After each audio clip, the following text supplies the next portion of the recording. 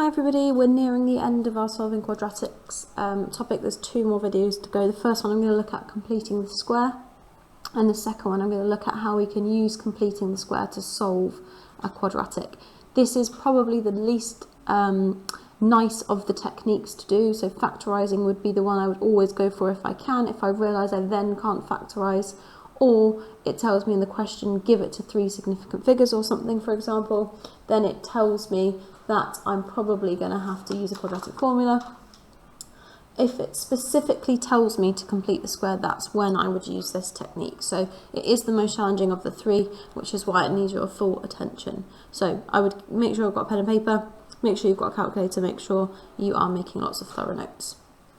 First thing I'm going to say is that this is completed square form. Okay, the reason it's called completed square form is because I have a bracket and it's being squared, it's being multiplied by itself.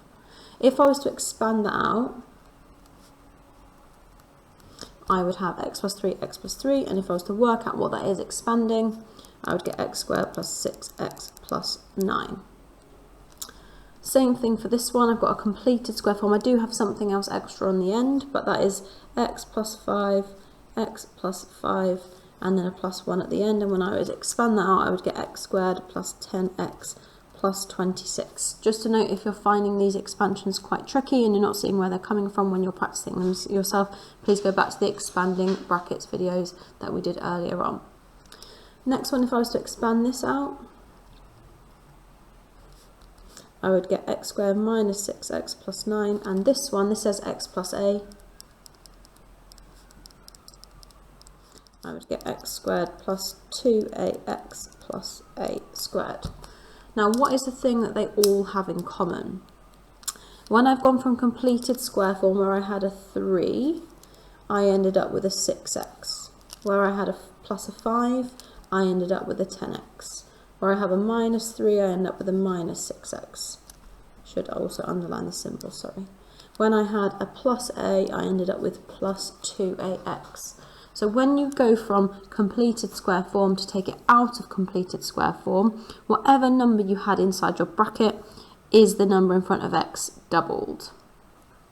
5 is doubled to give 10, negative 3 is doubled to give negative 6, and a is doubled to give 2a. So we've just discovered that we can go from completed square form to expanded form. But what if we wanted to go backwards? What if I wanted to go from this form into this form? That is the trickier one out of the 2. So if I compare what I've got there, if I look at this one versus this one, the only difference is that this one has got an extra plus 9 on it. Okay, so if I want x squared plus 6x, what I can do is I can take 9 away from both sides. Okay, and that's going to give me x plus 3 squared, and then I need to take away the 9. A little bit more complicated if I go for an example where I haven't done this first initial step where I've expanded it. But I do know that whatever number I have inside my bracket and is squared, I do know that that number doubled gives me the number in front of the x. If I go back to this example one more time, this number doubled was 6 to give me the 6x. So whatever number is here must double to give 12. So that must be a 6. If I think about what would happen if I expanded this, I would get x plus 6, x plus 6. So x squared plus 12x plus 36. And that 36 has come from doing 6 times 6. So if I just want the x squared plus 12x, I don't want this bit here that anymore. I don't want that 36. So I have to take 36 away. Okay, I didn't actually need to do this full expansion to spot what I needed to take away, because I know it just comes from the last term times by itself. So I'm going to do the second one in exactly the same way, but I'm going to do it a little bit quicker. So I know when I put it into brackets, it's the middle term, the one in front of x, halved, that goes inside that bracket, and when I square it. If I was to expand that out, I would get x squared plus 4x plus 4x plus 16, and I have to subtract that 16 away. Okay, I knew straight away I'd have to take away 16 because it comes from this number squared. Okay, let's think about what happens if you have a negative. So I've got x squared, take away 6x. Well, I know that I need to halve this number to put it in the bracket. X minus 3 all squared. What happens when I do negative 3 times negative 3? Well, I get positive 9. So if I was to expand this out, I'll do this one fully so you can see where it comes from. I would get x squared minus 6x plus 9. And don't forget, a negative times a negative is a positive, so I still need to subtract 9. I still need to subtract 9. So no matter whether this number here is a positive or a negative, I'm always going to subtract the square. So where I had this one up here, x plus 3 squared, I subtracted 9.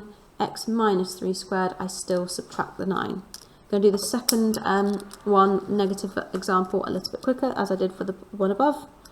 So I'm going to have x minus 10 all squared. Okay, and then I know that when I do negative 10 times negative 10, I'm going to get positive 100, so I need to subtract 100. 2 more examples for me to go through. I've got x squared plus 3x. This time I'm going to get a not very nice number because half of 3 is not a whole number, but I'm still going to do it exactly the same way.